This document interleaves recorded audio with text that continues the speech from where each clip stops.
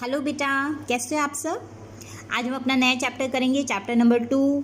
नाम है profit sharing ratio में change among the existing partner. जब जो एग्जिस्टिंग पार्टनर है उनके प्रॉफिट शेयरिंग रेशियो में चेंज होता है तो उस वक्त हम अकाउंटिंग कैसे करते हैं, उस वक्त अकाउंट्स में किस तरह की एडजस्टमेंट होगी, एंट्रीज किस तरीके से होगी। All this things will be studied in this chapter. Okay, so इसका फर्स्ट टर्म है, फर्स्ट पॉइंट है we will use to learn, that is reconstitution. Reconstitution of a partnership firm. Reconstitution का meaning समझेंगे। Reconstitution क्या होता है, जब हमारा जो पार्टनरशिप फर्म है उसके एग्रीमेंट में, पार्टनर्स के बीच में जो एग्रीमेंट हुआ है उसमें किसी भी तरह का चेंज होता है, तो जब चेंज होगा तो पुराना एग्रीमेंट है वो वॉइड हो जाएगा और नया एग्रीमेंट ही लागू होगा अगले टाइम से। ठीक है, तो जब नया एग्रीमेंट बनाया जाता है, पुराना एग्रीमेंट को ख़त्म कर दिया जाता है, तो उसको हम कहेंगे रिकॉन्स्टिट्यूशन। ओके, एक बार फिर से समझ लीजिए, जब किसी भी तरह का एग्रीमेंट में चेंज आता है और उस चेंज की वजह से नया एग्रीमेंट हमें बनाना पड़ता है, that will be the reconstitution of partnership firm. Okay, किस किस कंडीशन में हम नया एग्रीमेंट बनाएंगे। Change in profit sharing ratio among the existing partners. जो एग्जिस्टिंग पार्टनर है उनके प्रॉफिट शेयरिंग रेशियो में जब चेंज आए, मीन्स मान लीजिए पहले ए और बी हैं, वो इक्वली प्रॉफिट शेयर कर रहे थे, लेकिन बाद में उन्होंने डिसाइड किया वो 3:1 की रेशियो में प्रॉफिट्स शेयर करेंगे। ठीक है, तो इसमें क्या हुआ, पुराने एग्रीमेंट में ए और बी इक्वली प्रॉफिट शेयर कर रहे थे, दूसरे वाले एग्रीमेंट में उन्होंने मान लीजिए 3:1 की रेशियो में शेयर कर रहे हैं, तो नए एग्रीमेंट में ये चीज़ लिखी होगी, कंडीशन चेंज हो जाएगी, 3:1 की रेशियो में वो चेंज करें प्रॉफिट शेयरिंग करेंगे, तो उस कंडीशन में जो पुराना एग्रीमेंट है वो वॉइड हो जाएगा, नया एग्रीमेंट बनेगा, तो it will be the case of reconstitution. Okay, second one, admission of a new partner. जब नया पार्टनर हम एडमिट करते हैं इन द फर्म, मान लीजिए चारू, दिनेश और सुधा। ठीक है, 3 पार्टनर हैं, सुधा है वो बाद में आई है, स्टार्टिंग में कौन है, चारू और दिनेश, 2 पार्टनर्स हैं, फर्म को चला रहे हैं। अचानक से दिनेश ने कहा, या फिर ये मान लीजिए दिनेश के माइंड में आया कि हम सुधा को भी एज अ पार्टनर अपने फर्म में ज्वाइन करवा लें। तो जब सुधा उनकी फर्म में एज अ पार्टनर ज्वाइन करेगी, एडमिट करते हैं, तो वो अब पहले चारू और दिनेश 2 पार्टनर्स थे, उनके नाम से ही फर्म्स चल रही थी। अब चारू, दिनेश और सुधा 3 पार्टनर्स हो गए हैं, ठीक है, फर्म में। तो पुराना एग्रीमेंट जिसके अंदर चारू और दिनेश 2 पार्टनर्स थे, उनसे रिलेटेड ही सारी टर्म्स और कंडीशंस थी। अब जो नया एग्रीमेंट बनेगा उसमें चारू, दिनेश और सुधा इन तीनों से रिलेटेड टर्म्स और कंडीशंस दी गई होगी। तो जो नया एग्रीमेंट है that will be the reconstitution of the partnership firm. Retirement, कोई एग्जिस्टिंग पार्टनर है वो रिटायर हो जाता है, वो कहता है कि अब मैं काम नहीं करना चाहता, या किसी भी वजह से रिटायर हो जाता है, ठीक है, या फिर उसके अंदर काम ना करने की, या फिर वो अपनी जो इन्वेस्टमेंट है वो कहीं और डालना चाहता है, तो इस वाले केस में जो एक पार्टनर है जो रिटायर हो जाता है, तो उस केस में भी हमारी क्या हो जाएगी, एग्रीमेंट है वो चेंज हो जाएगा, और जब एग्रीमेंट चेंज हो जाएगा तो ऑब्वियसली अपने आप रिकॉन्स्टिट्यूशन फर्म का हो जाएगा।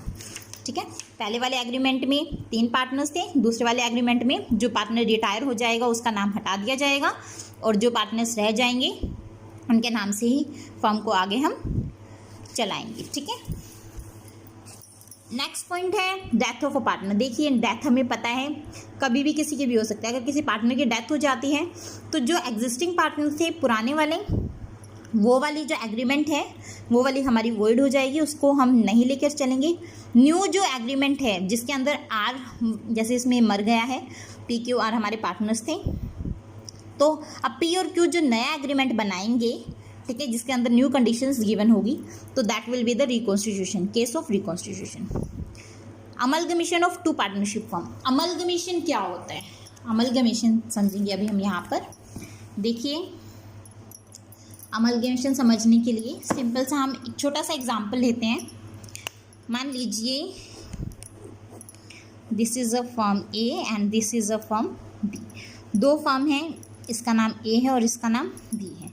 ठीक है, अलग अलग फर्म है, दोनों कॉम्पिटिटिव फर्म्स हैं, कॉम्पिटिटिव फर्म्स हैं। ठीक है, अब मान लीजिए ए के पार्टनर्स हैं जिसका नाम है एक्स, मिस्टर एक्स और मिस्टर वाई।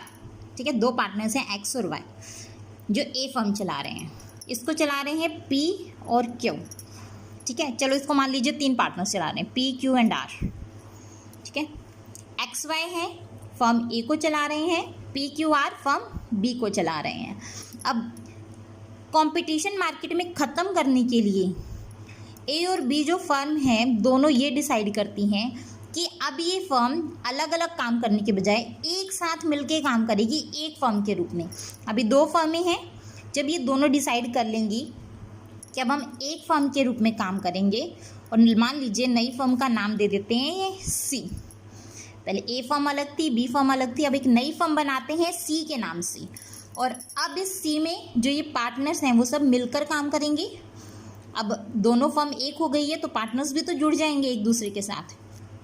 तो अब इसमें X Y P Q R 5 partners हो गए हैं, जहाँ पे ये 2 और 3 पार्टनर्स थे, अब 1 2 3 4 5 पार्टनर्स हो गए। और इनसे रिलेटेड जितनी भी टर्म्स और कंडीशंस हैं वो किस में दी होगी, डीड में दी होगी।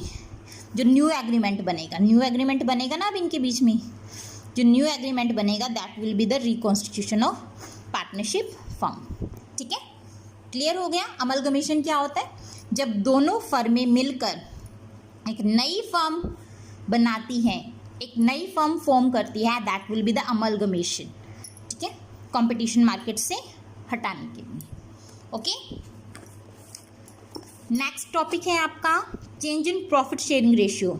जब एग्जिस्टिंग पार्टनर, जो पार्टनर्स पहले से फर्म के अंदर हैं, उनके प्रॉफिट शेयरिंग रेशियो में चेंज आ जाता है। मीन्स मान लीजिए हमारी फर्म में 3 पार्टनर्स हैं, just take an example, as we have 3 partners named A B and C, 3 partners.